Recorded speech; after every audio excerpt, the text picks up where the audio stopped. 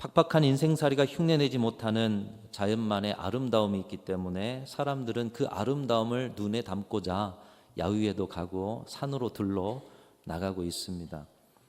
여러분, 그러나 막상 온 산을 아름답게 물들이는 그 단풍 중에서 잎 하나를 손 위에 올려다 놓으면 그 아름다움의 환상은 깨어지는 것을 볼 수가 있습니다. 손 위에는 말라 비틀어지고 벌레 먹고 보잘것없는 나뭇잎이 올려져 있기 때문인 것입니다. 단풍의 아름다움을 그런 잎들이 만들어 낸다는 것이죠. 그러니까 전체를 보면 너무 아름다운데 하나를 떼어다가 보면 물론 물들어 있는 단풍이 아름답지만 그 단풍잎에 벌레 먹은 자리, 찢어진 자리, 색이 바랜 자리, 어떻게 보면 완성품이라고 보기에는 너무나도 연약한 잎들이 모여서 아름다운 세상을 빚어가고 있는 것이죠. 우리는 여기에서 단풍이 주는 여러 가지 교훈을 얻습니다. 한 3가지로 정리하면 한번 따라하겠습니다. 첫 번째는 멀리 봐야 아름답다. 물론 가까이 봐도 아름다운 것들이 있지만 단풍을 통해서 얻는 교훈이에요. 멀리 봐야 아름답다. 자, 우리 옆에 분 얼굴 한번 봐주십시오.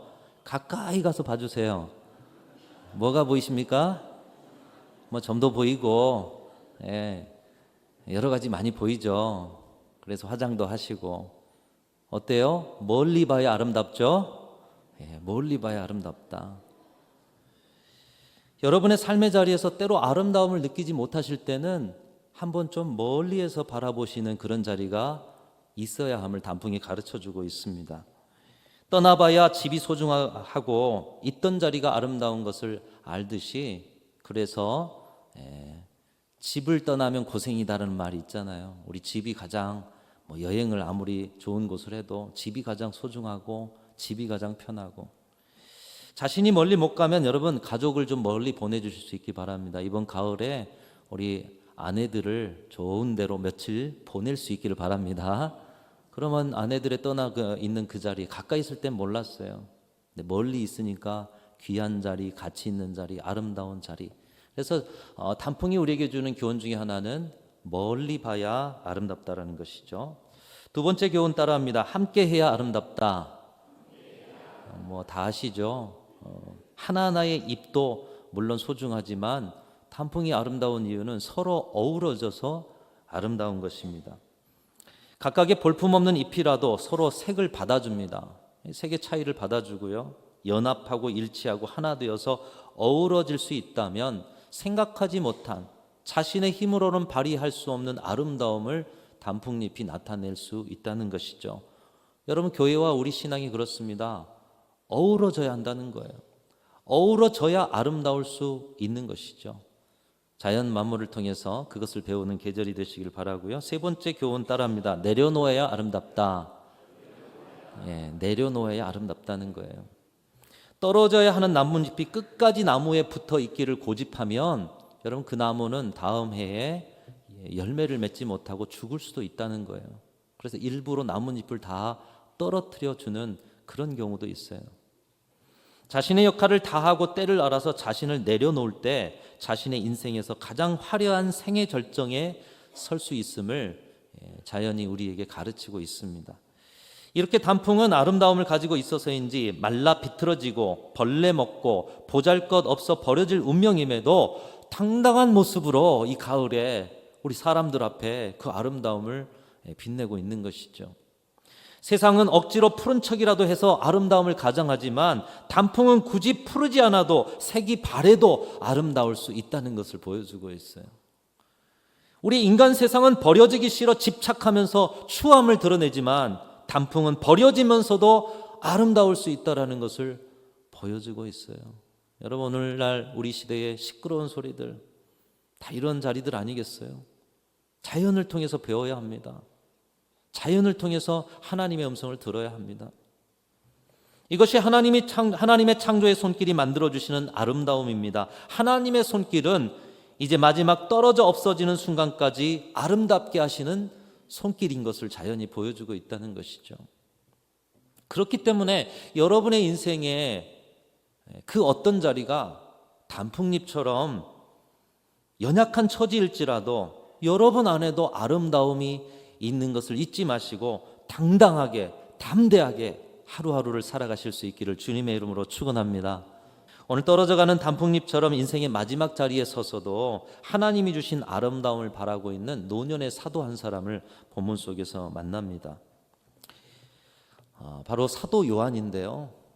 이 사람은 예수님이 자신을 가장 사랑했다라고, 예수님이 다른 제자도 사랑했지만 나를 가장 사랑했어. 그래서 요한복음에 보면 가장 사랑하시는 제자로 자신을 표현할 정도로 주님을 사랑했던 사람이었습니다. 예수님의 모친 마리아를 끝까지 모셨고 제자 중에 가장 오래 살아있으면서 환난과 핍박 속에서도 교회를 세워왔던 사도 요한.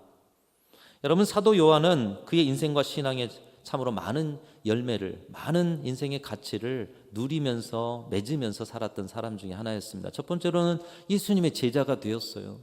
예수님과 함께 3년을 동고동락했어요.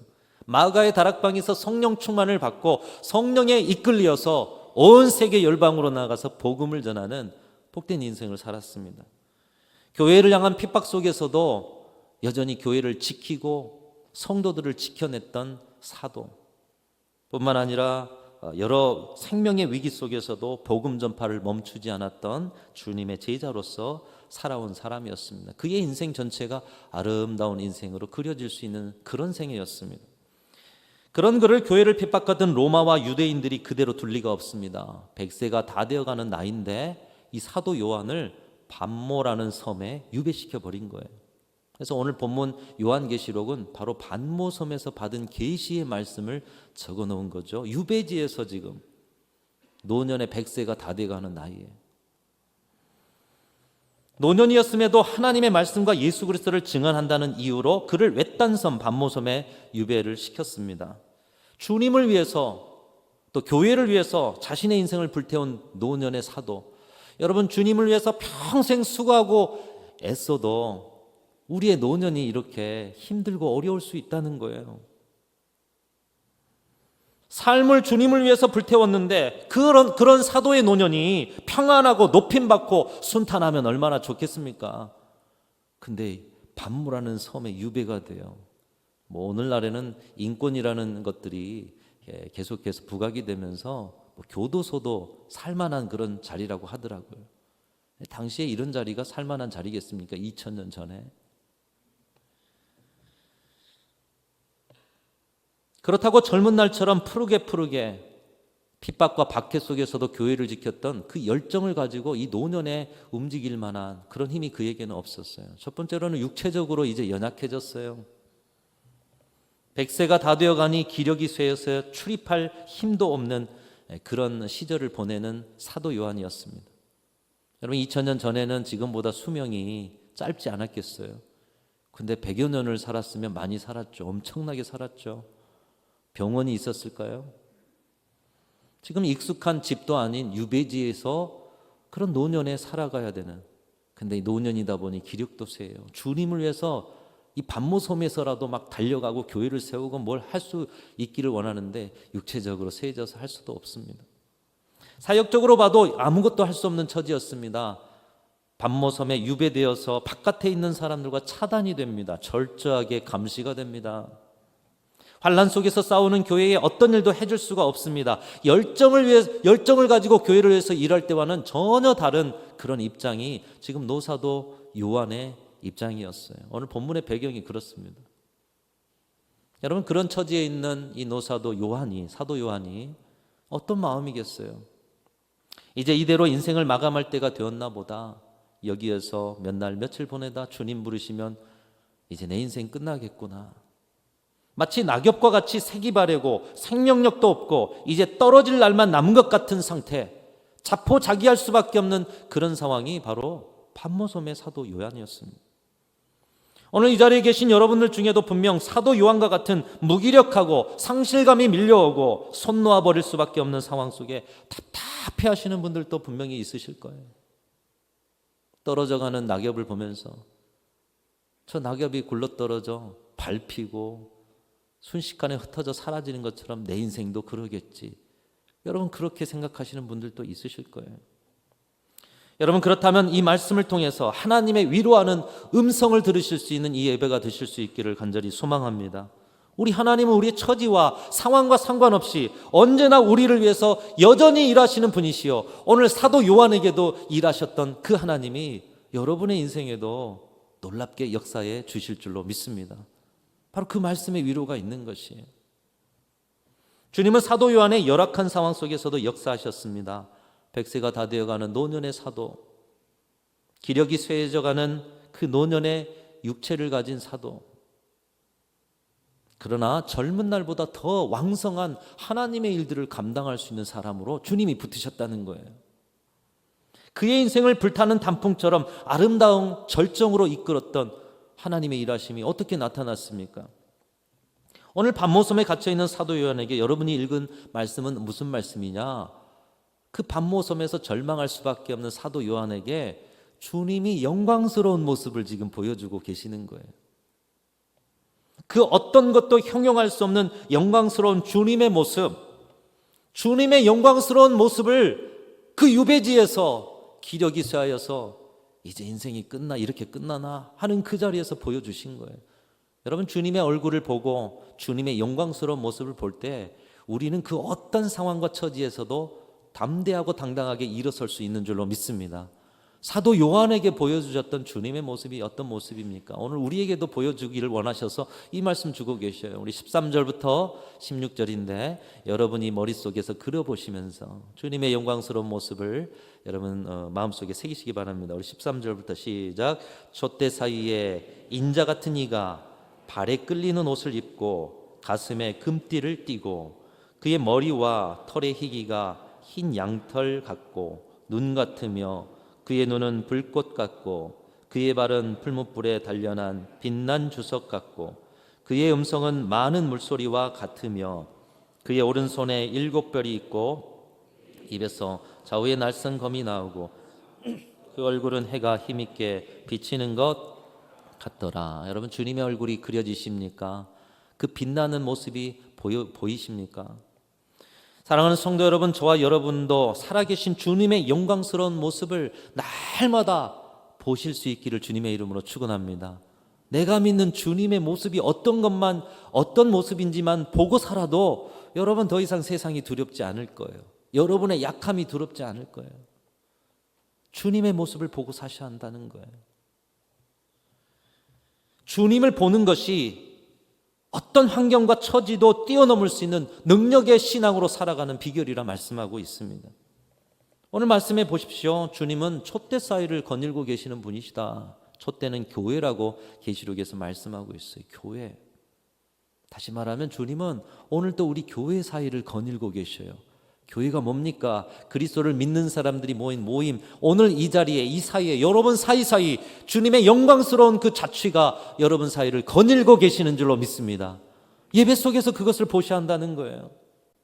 여러분의 인생의 모든 자리에서도 주님이 거닐고 계시고, 우리가 살아가는 사명의 자리, 모임의 자리, 기도의 자리, 우리 사이를 거닐고 계시는 주님을 볼 수 있다면 여러분 무엇이 두렵습니까? 무엇이 허망합니까? 그 주님이 우리 인생에 거닐고 계시고 함께 하시는데요. 우리 인생의 모든 자리를 거닐고 계시는 영광스러운 주님을 보는 것이 환경과 처지를 넘어서 주님이 이끄시는 아름다운 생애의 빛을 다시 한번 드러내는 비결이다. 사도 요한의 이 계시록이 말씀하고 있는 것입니다.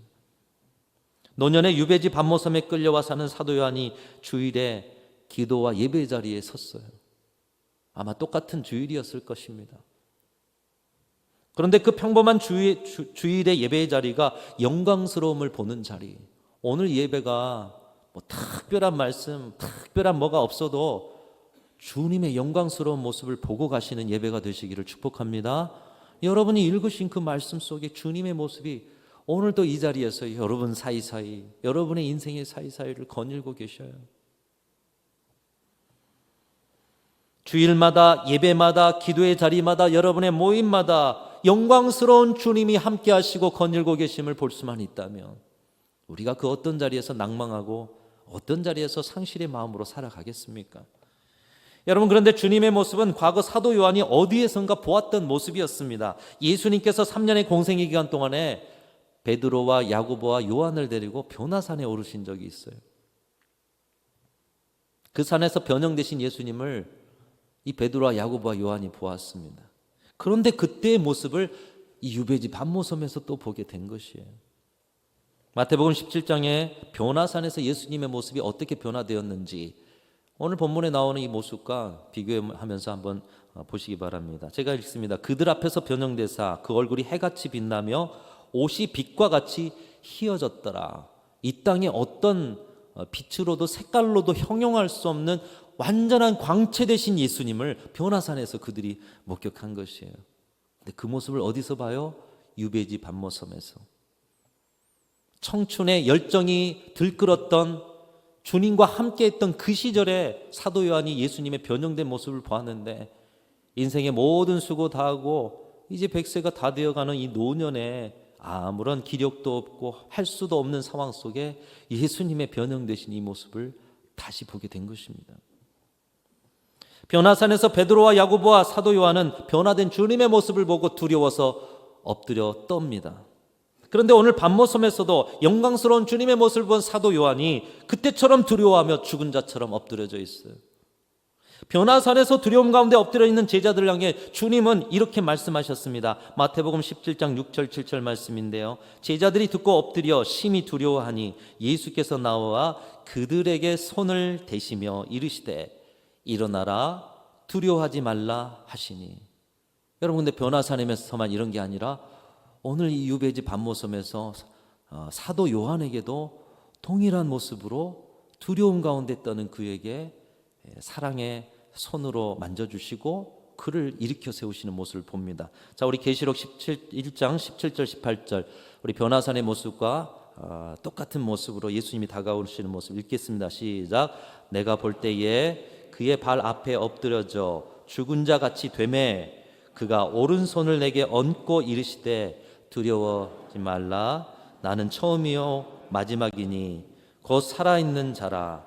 내가 전에 죽었었노라. 볼지어다 이제 세세토록 살아있어 사망과 음부의 열쇠를 가졌노니. 아멘. 여러분, 변화산에서 두려워하는 제자들을 어떻게 하셨어요? 손으로 만지시고 따뜻한 음성으로 두려워하지 말라. 그런데 그 주님의 손과 주님의 음성이 들리는 거예요. 젊은 날 뜨거웠던 그 열정 가운데 주님 앞에 섰을 때 주님께서 그 변화산에서 만져주신 촉감이 오늘 노년의 기력을 다 잃어가는 이 나이에 그대로 느껴지고요. 두려워하지 말라 했던 그 주님의 따뜻한 음성이 이 노년에 그대로 들려지게 되는 것입니다. 그때 주님의 손길과 음성 그대로 주님은 반모섬에서 사도 요한을 위로하시고 일으키시고 그를 다시 세우신 것입니다. 사도 요한은 정신이 번쩍 들었을 것입니다. 젊은 날 함께 하셨던 주님이 100세의 노년에도 여전히 살아계셔서 그때 보여주셨던 그 영광의 광채를 오늘 나에게도 보여주시는구나. 그때 함께 하셨던 주님이 지금도 나와 함께 하시는구나. 자신은 그때와 다르게 육체적으로 기력이 쇠해졌습니다. 그때와 다르게 반모섬에 유배되었습니다. 어떤 것도 할 수 없는 그런 상실의 자리에 그는 서 있었지만 주님은 그때와 다름없이 그를 위로하시고 그를 손으로 만지시고 그를 일으켜 세워주고 계시다는 것입니다. 사랑하는 성도 여러분, 여러분의 인생에 젊은 날 열심히 뛰고 기력이 넘치고 삶의 모든 것들이 잘 풀릴 때 여러분, 주님은 그때만 여러분을 만지시고 일으키시는 것이 아니에요. 노년의 시절에도 실패의 자리에서도 상실의 자리에서도 주님은 영광스러운 광채로 여러분에게 손 얹으시고 여러분의 인생을 향하여 두려워하지 말라 말씀하고 계시는 줄로 믿습니다. 그리고 그 주님은 이제 다른 권세를 가지고 말씀하십니다. 사망과 음부의 열쇠를 가지고 세상을 다스리시는 권세, 재림의 주님으로서 우리에게 말씀하고 계신다라는 것이에요. 이제도 있고 전에도 있고 장차 오실 이 땅의 주인으로서 주님은 우리의 인생에 지금의 이 자리에서 우리에게 말씀하고 계신다는 거예요. 사도 요한이 이 말씀을 듣고서 깨닫습니다. 아, 주님은 내 인생의 시작에도 계셨고 내 인생의 이 마지막에도 계시는구나. 자신의 인생 사이를 늘 함께 걸어오신 영광스러운 주님의 동행하심을 깨닫게 되는 것입니다. 그리고 오늘 말씀 이후에 그 영광스러운 주님이 당시에 아시아에 있던 7교회의 교회를 개혁하기를 원하셨는데 사도 요한에게 그것을 말씀으로 주시고 그것을 기록하여 전할 사명을 주셨다는 거예요. 여러분, 사도 요한이 지금 반모섬에 갇혀 있습니다. 근데 반모섬 밖에서 교회를 위해서 일하는 많은 일꾼들이 있었을 거예요. 사도 요한보다 더 젊고 더 명확하고 더 세상 가운데 더 큰 일을 할 수 있는 사람들도 많았을 것입니다. 그런데 주님이 사도 요한을 사용하시거든요. 주님은 나이 들고 기력 없고 반모섬에 고립되어 교회에 어떤 일도 할 수 없는 사도 요한에게 찾아오셔서 그를 통해서 교회 개혁의 사명을 주셨다라는 것입니다. 여러분, 교회 개혁하면 젊은 사람들이 일어나야지. 우리 같은 노년은 아니야. 힘 있는 사람이 일어나야지. 우리 같이 연약한 사람들은 아니야. 아니요. 반모섬의 노년의 사도 요한에게 교회 개혁의 사명을 주시고 말씀을 주셨다니까요. 떨어져가는 나뭇잎과 같은 인생의 마지막 자리에 서 있는 사도 요한을 사용하셔서 지금까지 살아온 인생과는 차원이 다른, 여러분 계시록을 읽어보시지 않아요? 엄청난 계시의 사건을 다른 사람 받지 못했어요. 사도 요한이 받습니다. 세상으로 봐서는 뭔가 색이 바래고 뭔가 벌레 먹고 연약해진 그 노년의 사도 요한이 엄청난 하나님의 말씀을 받지 않습니까? 사랑하는 성도 여러분, 알파와 오메가가 되시고 처음과 나중 되시며 이제도 있었고 전에도 있었고 앞으로 다시 오실 예수님께서 지금 오늘 이 자리에 우리 사이에서 여러분의 그 인생의 자리와 신앙의 자리에 영광의 주님으로 거닐고 계심을 믿음의 눈으로 바라보실 수 있기를 주님의 이름으로 축원합니다. 아무리 젊고 화려한 교회와 성도도 주님이 함께 하심을 보지 못한다면 나무인구는 낙엽에 불과한 것이에요. 그러나 아무리 나이 들고 초라한 교회와 성도일지라도 주님이 함께 하심을 볼 수 있다면 마지막까지 아름답게 불타오르는 단풍이 되어줄 수 있는 줄로 믿습니다. 우리 교회와 원성도들이 저는 단풍이 되기를 간절히 소망합니다. 가을에 무슨 말씀 나눌까? 똑같은 잎인데 어떤 것은 낙엽이에요. 똑같은 잎인데 어떤 것은 단풍이에요. 똑같은 잎인데 어떤 것은 떨어져 뒹굴어 흩어져 사라져 버리는, 그런데 똑같은 잎인데 세상의 아름다움을 마지막까지 전하고 불태워요. 우리 순천중앙교회와 모든 성도들이 이 가을에 자연을 통해서 주시는 메시지를 받고 여러분의 인생은 뒹구는 낙엽이 아니라 활활 불타오르는 마지막까지 아름다움을 전하는 그런 생애다 기억하시고, 여러분의 상황과 처지에 지지 마시고 그 상황 속에서도 영광스러운 광채로 거니시는 우리 주님을 바라보시고 승리하시는 귀한 성도들이 다 되시기를 주님의 이름으로 축원합니다.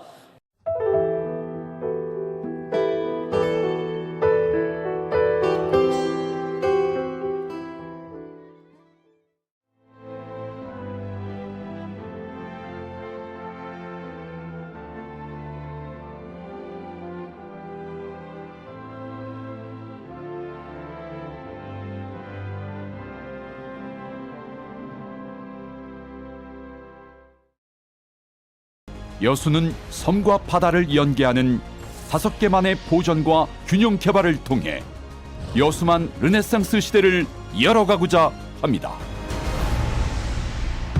이제 여수의 새로운 미래, 여수만 르네상스가 실현됩니다. 누구보다 먼저, 누구보다 빠르게 미래를 준비해온 전라남도. 교육과 삶, 여행 같은 일상은 행복으로, 미래에 한 발 더 가까이 대한민국의 산업을 지탱하는 그 힘은 전라남도에 있습니다. 푸른 바다와 청정자연, 한국의 깊은 숨결을 간직한 곳. 맛과 멋이 어우러진 전 세계인들의 축제의 장. 전라남도가 여러분을 기다립니다. 명품 관광도시 전남으로 오세요.